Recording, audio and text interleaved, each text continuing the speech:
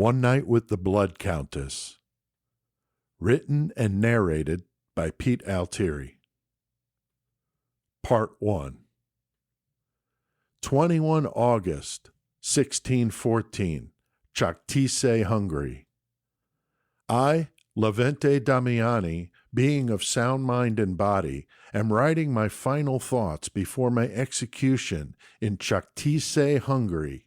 I have no earthly possessions to give my wife, Annalie, or our sons, Andor and Zoltan.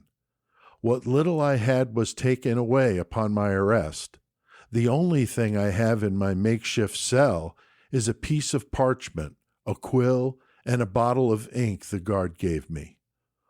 All I can give the people I love the most in this world are these final thoughts before my appointment with the executioner. I'm sorry things turned out this way, but I needed answers. I got those answers and can move on from this world knowing that. Don't believe the lies they'll tell you about me. Know that I love you all. Part 2. 15 hours earlier. The lush green of the Carpathian Mountains surrounded the majestic castle of Chaktise with a U-shaped residential wing and massive 3-story main tower with windows that looked to the south. There was a steep drop at the mountainside turned to beautiful pastures and hayfields where the sheep herders and their flocks roamed. Beech, silver fir, and spruce trees comprised the canvas of foliage and provided some cover from the harsh winters and shade in the heat of the summer to the villagers below. The castle was surrounded by a massive 3-foot-thick white wall of limestone block and mortar that was as high as 100 feet in sections. The unforgiving steep terrain and secure walls provided needed security from enemy attack. This 13th century castle had undergone multiple renovations before it was transformed into a prison for one. That infamous prisoner was known throughout the Hungarian Empire as the Blood Countess, Elizabeth Bathory. She was the most hated and feared woman in the kingdom. The crimes of Elizabeth Bathory are well known, and their gruesome nature is how she received such a morbid nickname as the Blood Countess. The court records detailed the horrific atrocities and witness accounts of the most frightening order. More than 600 peasant girls from the 17 villages that surrounded the castle comprised the stunning death toll within the limestone walls of Chaktise. But the rumors that surrounded the facts is where her story takes an even darker turn. Elizabeth Bathory had a thirst for blood at a young age, witnessing torture and abusive beatings her father administered to their servants. She grew up in a period where war was an everyday occurrence, and she became desensitized and apathetic to its horror. Growing up an aristocrat, she believed it was her birthright to treat the people who worked for her as less than human. In her youth, she was a strikingly beautiful woman, but the level of violence exhibited by the Blood Countess was significantly higher and more sadistic than normal for her time.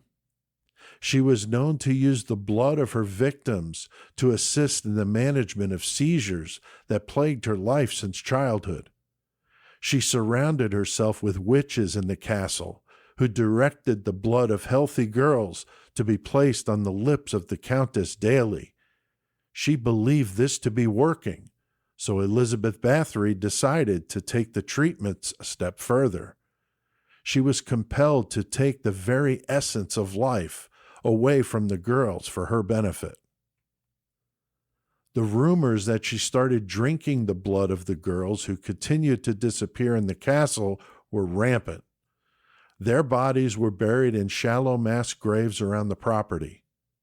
As the Countess began to show signs of age, her limitless vanity began to consume every waking thought. She decided that she would use the blood of the purest girls, the virgins from the peasant villages, for a more radical approach to combat the aging process. She would bathe in it. She would have her servants fill the bathtub every night with the warm blood of several freshly murdered girls, so she could submerge every inch of her skin with their life force. The witches told her this was so, and the Countess wanted to believe it was keeping her the most beautiful woman in the kingdom. Her many assistants assured her of that fact. No one dared tell her any different. The crimes of Elizabeth Bathory were so deplorable that King Matthias II made it illegal to utter her name within the Hungarian kingdom for 100 years. The Bathory family and all their clout as the richest family in the kingdom wanted the world to forget Elizabeth ever existed. All of her personal assistants were tortured, executed, and burned to cinder. Elizabeth was spared death, but placed inside the walls of Czartoryski for the rest of her insignificant life. She would be stripped of every ounce of dignity from her days of nobility. Now the Countess was living like a peasant to the very people she loved to torture and kill. There was a sort of irony to it all. This was the official word that was told to the Hungarian kingdom following the investigation conducted by Georgi Thurzo. How much of it is the truth remains to be seen. Many stories circulated around Hungary about the atrocities, which is what caused the king to make the uttering her name a crime. Still, people whispered the horrific tales to one another in the shadows. It was too tantalizing a story to not talk about. The rumors I heard about the Countess were far-fetched and didn't seem possible. I questioned how one person could be evil and sadistic enough to deal such torment upon innocent girls and use their blood to remain beautiful. The fact it was a female doing these terrible things was simply incomprehensible to me. I had to know for sure if these stories were based in reality. I kept the thoughts to myself, knowing that if the wrong person heard of my interest in the Countess, they could have me thrown in one of my kingdom's many prisons, or in one of the mass graves. I told no one, not even my beloved wife. I was fortunate enough to be given a job as a guard at the castle of Czartoryski. My uncle had the necessary connections with the royal guard that was tasked with providing security to Countess Elizabeth Bathory while she was condemned to serve her sentence within the walls of her own castle. King Matthias II signed the declaration, making the Countess the lone prisoner in Czartoryski. Modifications were made to the limestone block walls to make it nearly impossible for someone to escape. Even if a person were able to get past the walls, the mountainous area is well known for having a large population of brown bear, wolves, and lynx. These predators would not hesitate to devour a human, especially one running away, even a noble countess. My name is Levente Damiani, and I was born and raised in Transylvania, which is part of the Hungarian Empire. That night was my first shift at the castle since getting the job a month prior. My supervisor made sure I was well trained and proved my merit to work at the castle. Normally, someone like me would never be allowed to step foot inside the walls. Those jobs typically required close relations to nobility. It was considered an honor. Yet the guard force was depleted from the ongoing war with the Ottomans. So the standards were lowered, which allowed me to join to be stationed at the castle. It had been my goal since she was placed there 4 years ago. I waited patiently, and when the opportunity arose, I seized it. I'm married to my childhood sweetheart, Anna Lee, and we have 2 handsome boys, Andor and Zoltan, who look just like their mother. They were almost adults, so I felt more secure in my decision to move forward with my plan. I can see myself in their eyes, but everything else reminds me of Anna Lee. I love them that much more because of it. I adore my family, and taking the job meant we wouldn't have to struggle as much. The royal guard pay is higher than any other guard duty in the empire. Yet the true reason I wanted to be at the castle was much deeper than that. I kept it all inside and told no one of my plan. I was the only guard inside the walls from 10 p.m. to 6 a.m. when my relief would take over. There are 2 guards inside for the next 2 shifts. There are always 6 guards on duty on top of the walls to provide constant monitoring for an escape. She had been a prisoner at Chaktise for 4 years and had not made the slightest attempt to get out.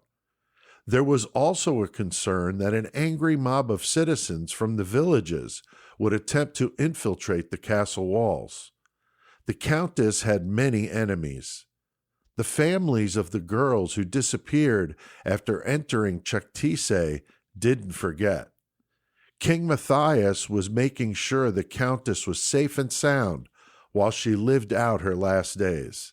If she was like the others in the Bathory family line, it was possible she could live another 20 years or more in her private hell. The Countess was originally kept in the dark confines of the main dungeon below the castle. It was accessible through a series of tunnels in the catacombs. It was the most barbaric and ungodly place I had ever seen. Before I started my shift, I was given a tour of the grounds by the supervisor, and we visited the main dungeon. The brick walls were caked with decades of dried blood spatter amidst dozens of restraints that were fastened to the masonry with metal spikes. There were gouges in the brick from the struggles of the tormented that filled the dungeon. The stone floor was also stained heavily with the blood of an untold number of victims at the hand of the Blood Countess and her murderous assistants. The implements of torture were removed and destroyed. Elizabeth was forced to sleep on the floor and battle large rats every night. After the first year, Father Laszlo Kovacs petitioned to King Matthias II for her to be moved from that awful place. He was a Lutheran priest who visited the Countess every Sunday. Though she was not religious, she appreciated the company. He despised going through the catacombs and said he could hear the cries and pleas from the condemned, begging for their lives. The king liked to be on the good side of the Lutheran Church and allowed the notorious prisoner to be moved to the 3rd story of the main tower in September of 1612.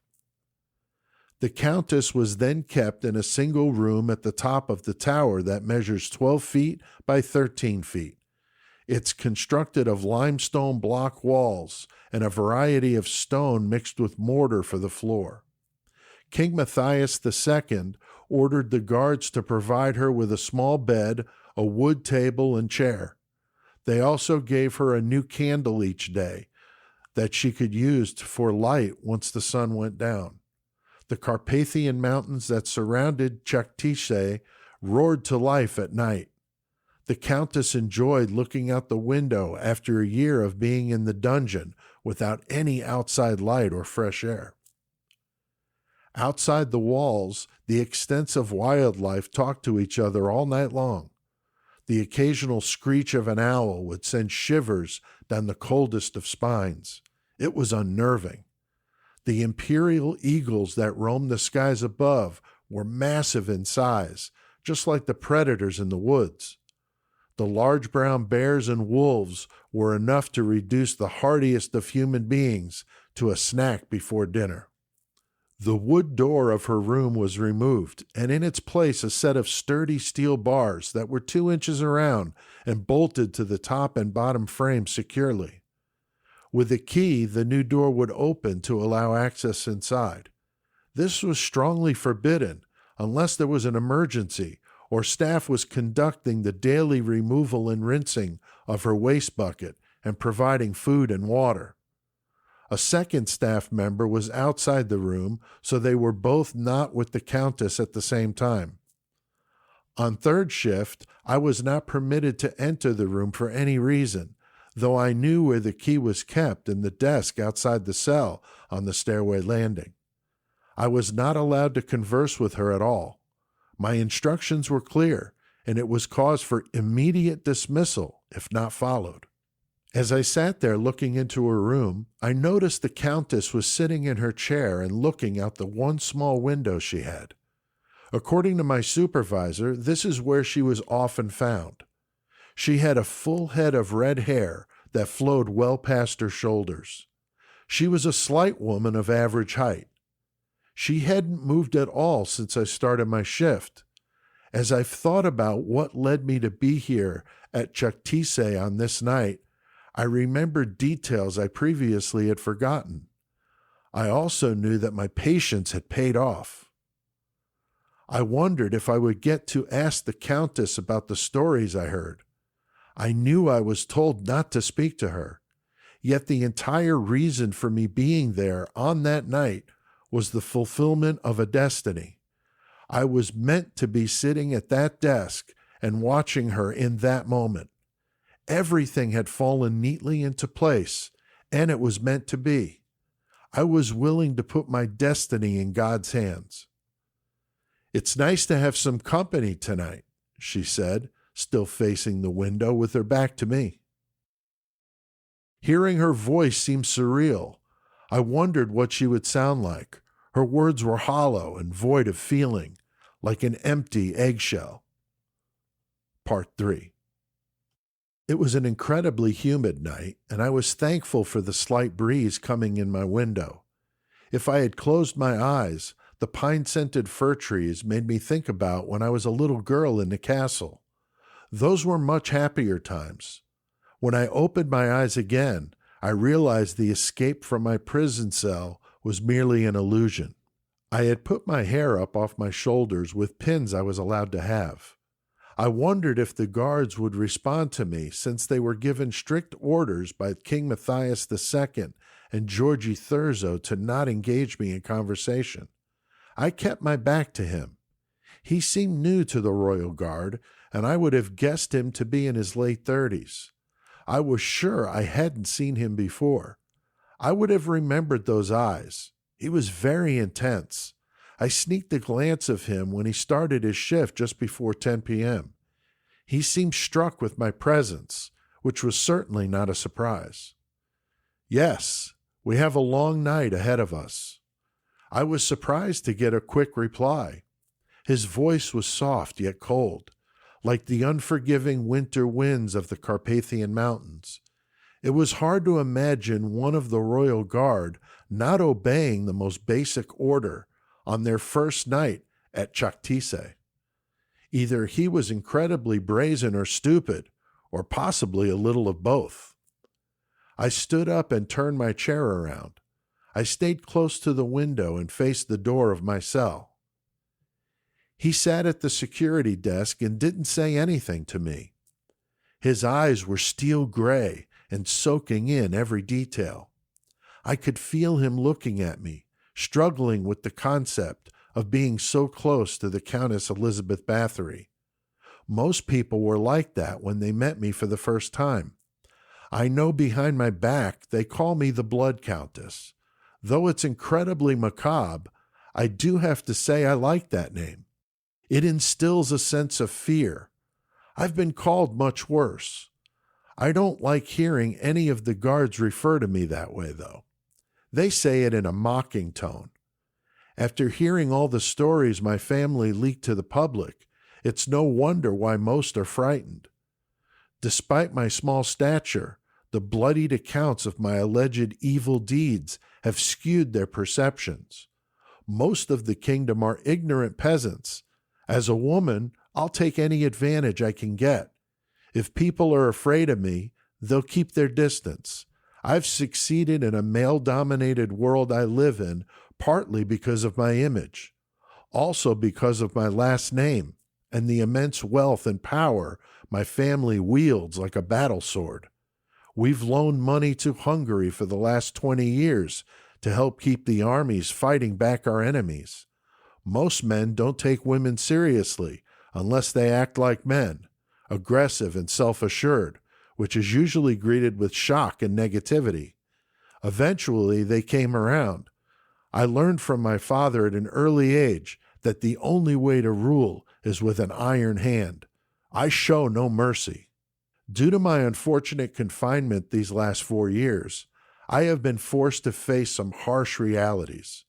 Though my family has treated me horribly in colluding to imprison me, they have made sure that King Matthias II has provided comfortable conditions since I was moved from that awful dungeon.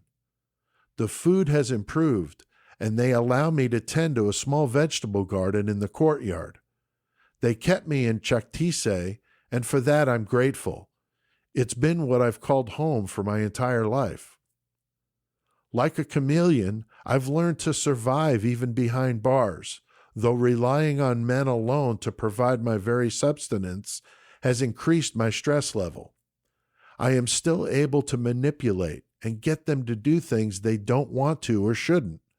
Their minds are feeble and no match for my level of education. I can speak 3 languages, and most of them are illiterate. At least 3 guards have been fired since they moved me to the tower. This new guard has replaced the last one I had relieved of duty. I told his supervisor that he attempted to assault me one night while I slept. It was not true, but I didn't like the way he disrespected me. There was an iron grease lamp on the security desk that provided a soft yellow glow outside the cell. It cast moving shadows as the slight breeze nudged the flame, so it was difficult to see him clearly. The rough-cut limestone block walls seemed to pulsate in the gloom. He's got dark brown hair, pulled back into a ponytail, and I could see a strong jawline. His eyes were so dark, they were almost invisible in the low lighting.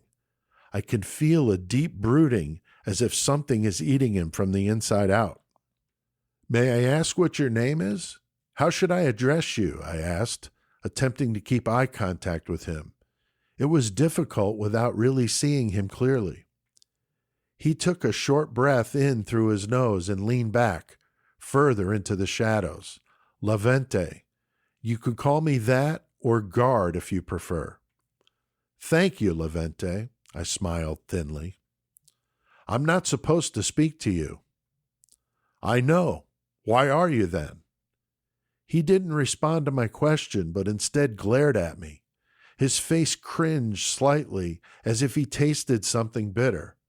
Then he looked away briefly and shifted in his seat. I was surprised at how well he spoke. Most of the guards were commoners, with only limited nobility somewhere in their bloodline. This young man was educated properly. I am intrigued. "How should I address you?" he asked with some hesitation. He was tapping his right foot. He's certainly nervous. I must make him that way. Most men are anxious around me still today. If this were 20 years ago, my beauty would have turned him to putty. This prison cell has aged me, and I dread the sight of myself. "You can call me Countess." Lavente continued to stare at me. His eyes were barely blinking, and his foot continued to tap. I could barely see it in the shadows, but I could hear the sound it made on the stone. "Countess, you are a prisoner here at Chaktise. We must not forget that here tonight." His gaze toward me was steady, and he didn't blink at all. It was a strange shift. I was surprised at his sudden assuredness. His voice deepened slightly, and his foot stopped tapping. His chin rose slightly, and I felt a palpable change in the room. I've become more perceptive since meeting Duratya. She lived with me here in the horseshoe-shaped living quarters at Chaktise, and I learned a lot of things from her. She was a self-proclaimed witch and was finally in tune with nature and the power that it holds. We were lovers for many years, and I only remained married to Ferenc for convenience and appearances. After he died in 1604, I remained unmarried. Duratya taught me more about myself than anyone ever did before, or after. She was executed with Dorka, and her body burned to ashes. It saddens me terribly. She was a beautiful soul. Of course, I didn't know how else to respond to him. Levente stood up and moved his chair to the other side of the desk, directly in front of the cell door. He moved smoothly, like he planned on doing it. I was able to see him better with the glow of my candle. He was tight-lipped and not smiling. I wondered why he was talking to me and moving his chair closer. I began to sense he had some other intentions, though I had no idea what they could be. I could not offer him any money or influence. I had neither. They made sure to take all of that when they locked me up inside these walls. I no longer have my good looks, so it is not for any pleasures of the flesh that I could imagine. In these last 4 years, I feel like I've aged 100 years. Thankfully, there are no mirrors in my cell. Had they known what a hell that would be to watch myself slowly age into an old woman, wrinkle by wrinkle, and gray hair by gray hair, they would have put one on each wall and another on the ceiling. Levente sat in his chair, about a foot from the bars, and continued to look at me. I could sense a deep coldness in his stare, especially now that I could see him better. There were many words that he was not saying, but rather thinking as he sat there, unmoving, breathing slow and deep, and not taking his eyes from me for a second. Part 4. The Countess did not seem comfortable with my reply, and especially when I moved my chair closer to the door of her room. I noticed her raise her chin up a few inches and look down on me like I was one of her diminutive servants. She made a slight sneer with the right side of her lip, following by inhaling through her nose and out again. I enjoyed getting under her skin. From what I gather, it's not often that it happens to her. She's used to getting her way, even though she's sentenced to spend the rest of her life inside a room with bars on the door. She's let out for an hour a day to walk in the courtyard or work in her garden. The rest of the time, she's in her room. That's what I was told by my supervisor. Once I noticed her response to my forwardness and the obvious reaction that it aroused in her, I could feel my resolve grow. I had dreamed of this night for as long as I could remember. So many nights I wondered if I would ever get the chance to confront her in person. Now that I was there only a dozen feet from her, and the first sign of weakness reared its ugly head, I dug my heels in and felt the nervousness leave my body. I was in control now. What of those crimes that they accuse you of, Countess? Is there any truth in what they said at your trial? I asked her. She shifted in her seat and held her hands together on her lap. Why should I tell you about that, Levente? You are merely the overnight guard here at Chactise on your first shift. No reason. I just thought you would want the opportunity to tell your side of the story. I'm sure you have one that differs from the horrible accusations, though you were found guilty in court and sentenced to stay here forever. The Countess closed her eyes for a moment and kept her head down. She didn't say anything for several minutes. Something was churning inside of her. I wondered, would it be that easy to get her to tell me the truth? Or would she lie to toy with me? What else does she have to lose? She spent her entire life manipulating and using people.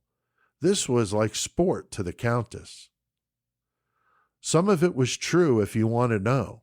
She stared at me now. Her hazel eyes glistened. I fought the temptation to tap my foot. She noticed it earlier when I did that. I'm motionless in the chair, only a foot from the bars. Go on. Was it true? There were some girls from the villages that died here at Chactise. Not nearly as many as what they accused me of. Those were wild stories told by people who didn't know what they were talking about, or paid witnesses to repeat lines that they had been fed by Georgie Thurzo. How did they die here? She looked to her left, then bowed her head. She began to wring her hands slowly, then quickly stopped when she realized she was doing it. In the dungeons, Dorca had become obsessed with the various devices of torture there. I must admit, I watched as Dorca and the others beat and hurt those girls on a few occasions. I didn't stop them. I'm not proud of that. I swallowed hard. There was a silence, then a soft breeze came in through her window. In the distance, I could hear the shriek of an owl. Goosebumps sprung up from the skin on my arms. How could you do something like that? They were peasants from the village. No one would miss them. I was drunk from too much wine, and things got out of control. After Ferenc died, things were a bit crazy. They had mothers and fathers, brothers and sisters, who would mourn their loss. Why would you say no one would miss them? Being drunk doesn't excuse that, Countess. I could feel a sense of anger brewing in me, bubbling at the surface. How outrageous was her statement? How could one human do that to another? I felt sick to my stomach. You could blame it on the way I was raised. It may be wrong in your eyes, but to me, servants are expendable. Just as you are expendable, Levente, she said, her eyes narrowing slightly as her chin raised in defiance. I despised her hubris. I took a deep breath, unsure how to react to what she had said. She didn't like being challenged. That was obvious. I knew that it would be a few more hours before my relief would arrive. It had already been a long night, and she confessed on being a witness to multiple torture sessions that resulted in murder. There was certainly real blood on the hands of the Countess. I had many other questions to ask her. The real reason for being there on that night was not only to find out the extent of what really happened at Chaktise. The rest of it goes far beyond the fantastic stories of what they said she did. Part 5. I cannot believe the arrogance of this new guard. I will make sure to pass along a message to Father Laszlo on Sunday when he comes to visit and give me Holy Communion. He will give it to the king. I do not expect him to keep his job for long after I let the king know how disrespectful he's been. This is how I've been able to exact revenge on the guards who have treated me poorly. This is the only shred of power I have left. The king's family and the Bathorys go back more than a century. It is because of his loyalty to my family that it became illegal for anyone in Hungary to utter my name for 100 years. My family wanted my horrible legacy to die on the vine at Chaktise and not jeopardize their considerable wealth and positions of power in the country. The king passed the law to aid in their wish to erase me from Hungarian history. This was hypocritical, since it was my family that spread the stories of my supposed bloodlust. There were servant girls who died at the castle, but only a handful in more than 30 years. The rumors that I bathed in the blood of virgins were ludicrous. My family knew how much money I had, and they wanted it. It is because of these lies that I was found guilty and sentenced to life here. You were raised differently than I was, Levente said. How were you raised? You obviously have a formal education. Levente's eyes blinked quickly for a moment. Then he continued to stare ahead at me. I was raised by my aunt and uncle in the village of Plesevic, west of here. I know Plesevic. I used to own it and all the villages around Chaktise before everything was taken from me. I thought about the map that showed the extent of the property I owned. I was left with nothing, only a cell that had become my coffin. Levente was looking down at his feet for a moment, then raised his head to look at me again. I got a chill and goosebumps down each arm. They saw to it that I had a good education. The police came one day when I was 9 to remove me from their home. It was then I learned that they were not my real parents, but an uncle and aunt. My uncle was the one who got me this job, but he did that without me knowing he did until later. I wish I could thank him." Levente's brow was furrowed. He looked as if he wanted to speak, but then became tight-lipped and stopped himself. I wish I knew what his agenda was. I can tell he wants to really open up, for some reason is holding back. "That's terrible. Why did they take you from them?" "All I know is that it had something to do with an influential family of noble blood. They took me from the nice home I knew and had me placed with a peasant family of goat farmers. There were 6 other children, and we lived in a single-room shack with barely enough to eat each day. The conditions were terrible, but they were good to me, and I worked hard on the farm. I learned a lot from them. They allowed me to borrow books from the church and read in my free time. I continued my education on my own. I knew it was the only way out. I even taught the rest of the family how to read and write." "That's quite the story." "It's not a story, it's the truth." We sat in silence for a solid 2 minutes, and he was completely still. I wondered if he was frozen. I didn't know how to respond to him, or if a response was even requested. He appeared to have had something more to say. His eyes looked even colder now that I saw him in better lighting. The candlelight flickered as a soft breeze came through my window, and I could have sworn I saw the devil sitting there before me. Levente's face disappeared for a brief moment as the light danced across his countenance, giving way for a moment to Satan. When the light ceased to move, I saw a slight smirk as the right side of his mouth rose. As quickly as it came, the smirk was gone. I know I saw it, though. There was something evil talking to me that night. "So what do your children think of what you did?"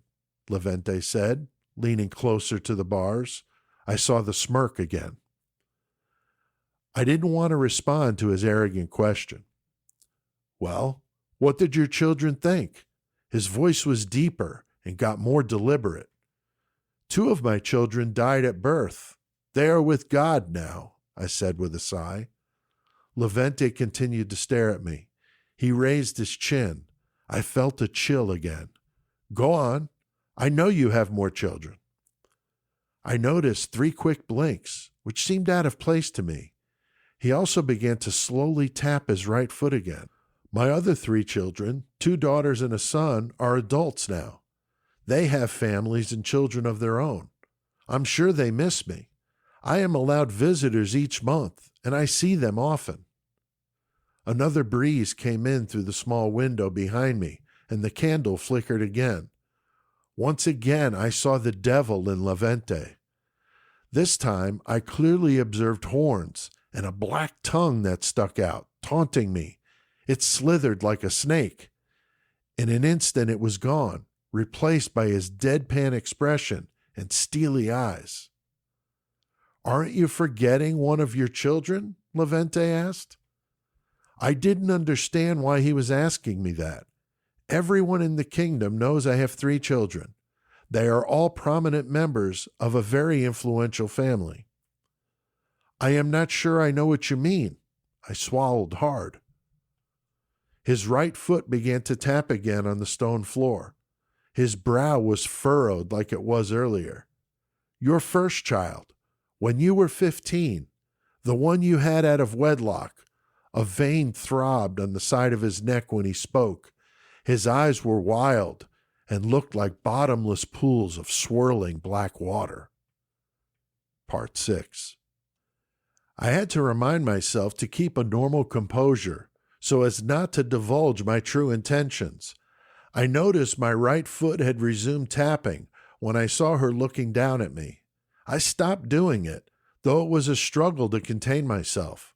I knew when I asked her that question about her children, she would respond the way she did. The Countess was clearly stressing out. I could see a bead of sweat gather at her brow and slowly trail down her face. She was now showing signs of her years, with fine wrinkles and age spots. There were cracks showing in her mighty facade. I'd like to stand up and go to the window.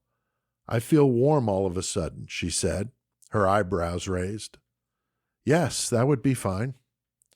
She stood up and walked to the window, her back to me. Part 7. The cool breeze came in from the south and it felt good across my face. After seeing the devil the last time, the cell became much hotter. At first, I thought I was imagining it, but it was true. I could feel the perspiration covering my skin. I could see the first signs of the sun rising to the east. I was surprised the night had gone by so quickly. What about your first child? Levente asked again. I did have a child out of wedlock, just like you said.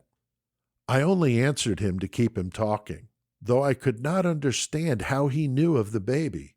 It was a well-guarded secret, or so I thought.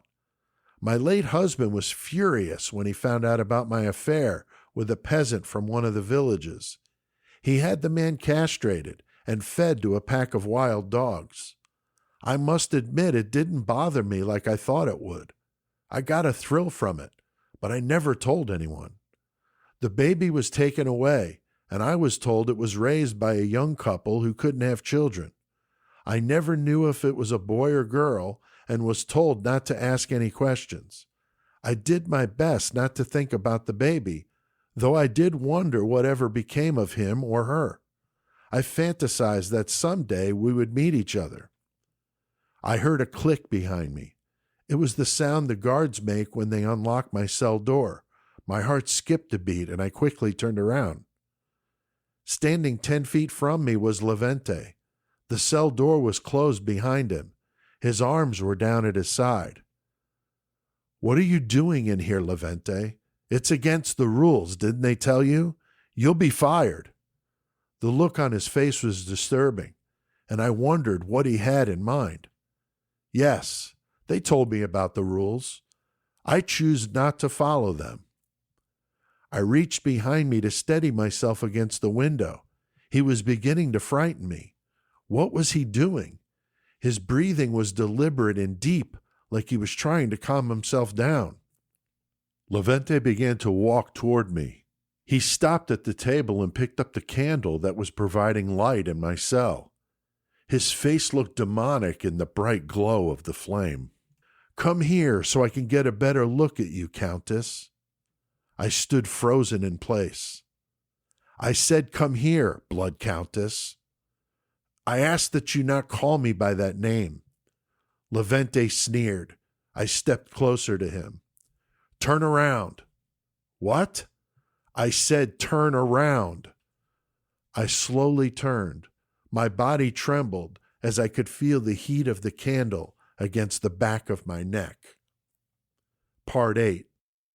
I could feel her body shaking as I placed my left hand on her shoulder and held the candle up to the back of her neck. With her hair up, I was able to see it clearly. The light from the candle revealed just what I was looking for. What are you doing, Levente? Her voice trembled slightly as it lilted upward. My eyes were fixated on the small birthmark in the middle of her neck, just above the hairline. It was a bright red and resembled an arrow pointing down, just as I had dreamed of so many times as a young boy, when kids in my neighborhood picked on me for having the very same odd birthmark. I dreamed that my real mother had the same mark on her. I knew that's how I would eventually find her. Yet as I sat there, talking to her through the night, I doubted it was really true. I wasn't even sure she was my mother, but I couldn't help but see a slight resemblance to her. Seeing the strange birthmark on her neck sent me into a rage. Thinking that the same cursed blood ran through my veins was horrifying. What of my sons? Would they be damned? The candle fell from my grasp and rolled to a stop on the stone floor. There wasn't much light cast. What are you doing? She cried out as I put my right arm around her neck, firmly holding her up against me from behind. She was choking. I didn't respond. I reached for the knife I kept in my back pocket. I put it there before I opened the cell door. I dreamed of this moment as long as I could remember. I wanted to be holding her just like this, so I could whisper into her ear as I killed her. I wanted to hear her final breaths. As disturbing as that is, it's the truth. Levente, please, let me go. Her words came out in spurts as she struggled to catch her breath. I am your son. I am the one you abandoned like garbage. What? How can that be? If that's true, you were taken from me. You lived in a castle, and I was raised in a filthy shack. Please, let's talk about this. Don't do this. I don't want to talk about it. You've cursed me. With my left hand, I brought the knife down into her heart with a vengeance. My hand was covered in her warm blood as I felt the life drain from her dying body. She gasped for air and reached for me in vain. I hope you rot in hell, Blood Countess, I whispered to her as her eyes fluttered and her breathing became ragged. Finally, she collapsed, and I fell with her, pulling the knife from her body. Images filled my vision as the candle went out. I could see my wife, Anna Lee, her beautiful face and flowing blonde hair. She was standing there next to our sons. I smiled and knew it was this image of them I would remember for the rest of my short life. The Countess was dead and face down on the cold stone floor. I straddled her body, shuddering at the realization of what I just did. My memory of what happened next is blurry. The sun was coming up as light began to fill the room. The glistening pool of blood under her body radiated out in all directions like a flower. I'm not sure how much time passed as I sat next to her. Suddenly, a loud voice cried out behind me. Levente Damiani, what have you done? It was one of the two guards there to relieve me for the next shift. The next thing I knew, two men were pulling me up, dragging me from the room. Then I blacked out. Part 9. Sir, what are we going to do? Let me think a minute. Georgi Thurzo was the Palatine of Hungary and had been the lead investigator into the Elizabeth Bathory crimes at the request of King Matthias II. The supervisor of the Royal Guards was alerted earlier that morning of the unfortunate incident involving a new guard on duty and the Countess. He was a very powerful man in the kingdom and a representative of the monarchs of Hungary. He sat in the chair outside the room and ran his fingers through his bushy brown beard streaked with gray. Where is Levente Damiani right now? Georgi asked the supervisor of the Royal Guards, Janus Fodor. He's locked in a small room on the first floor that was being used for storage. We cleared it out, and I have a man guarding the door. That's good. I have arranged for his execution at 6 p.m. in the courtyard. Very good, sir. Have one of the guards clean up this room immediately. I want no traces of blood found on the floor. We cannot allow anyone to know of this. Yes, sir, I understand. Georgi Thurzo stood up. His large frame filled the doorway. He gazed in disbelief at the dead body of Elizabeth Bathory. He was charged to keep her in this room, properly fed and cared for until her eventual death. His mind raced with horrible thoughts of what King Matthias would do if word got out about how she met her untimely end. He would be questioned as to why the young guard was allowed to be the only person on overnight duty. He assumed that Janus had things under control at Chaktise. He had other things to worry about, and the Countess was the least of his concerns, as Hungary was in constant battle with their enemies. Have her body cleaned thoroughly and dressed in fresh clothes for burial. I want her in St. Peter's Cemetery in Chaktise by tomorrow morning, Georgi said. Sir, what will be the official cause of death, should anyone ask? Tell them she died in her sleep. Let them know she told the guard she wasn't feeling well and when he checked her this morning, her body was cold. That's all anyone needs to know." "Yes, sir. I would like you and the guards to stay here tonight to help close up the castle for good. I'll do an inspection tomorrow morning after the burial." "I understand." Georgie knew that his head would be lopped off if word got to the king. He wasn't about to let that happen. Once the guard was beheaded at 6 p.m., there would only be another few loose ends to tie up before he could feel at ease. There would be no leak of information.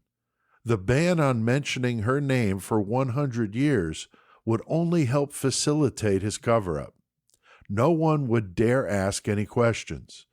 The official statement would be that the Countess died in her sleep and was buried in a quiet ceremony given by Father Laszlo. The priest didn't need to know the truth. Chaktisay could be closed permanently and the guards assigned to other duties in the kingdom. King Matthias would be relieved the entire affair was over, as the Countess had been a thorn in his side since the investigation into her crimes began. His debt to the Bathory family was now paid in full. The following morning after the burial, Georgie Thurzo had arranged for the beheading of the 2 guards who found the Countess, the other 6 guards on duty that night on the wall, and Janos, their supervisor. Their bodies were placed in shallow graves on the castle property. Their families would be told they died valiantly, defending Chaktisay, and were buried on the grounds as a reward for their service to the kingdom. He went to the room where Levente was kept prior to his beheading. There was a piece of paper with a handwritten note left behind. Georgie read the letter the man intended to give his widow and children. He placed it in his pocket to be burned and forgotten with the rest of his belongings. When he picked up the paper, something fell to the stone floor of the small storage room. Georgie didn't notice it. It was a piece of human skin, approximately an inch square, and in the middle of it was a strange red birthmark in the shape of an arrow pointing down. A single strand of red hair was attached to it. Levente had left behind the one possession that was more precious than anything he had available, a piece of his mother to comfort him in the moments before his death. I hope you liked what you heard. One Night with the Blood Countess is one of the stories I've included in the Creation of Chaos Volume 4 collection. You can order a copy for yourself at creationofchaos.com or petealtieri.com. There are links in the episode description. I'm just like you, a collector of Sick Rick's masks. I have 11 of them in my studio. I also do a weekly true crime podcast called Murder Metal Mayhem. We did an episode recently on Elizabeth Bathory. You can listen on any podcast platform or by going to murdermetalmayhem.com. Thanks for listening.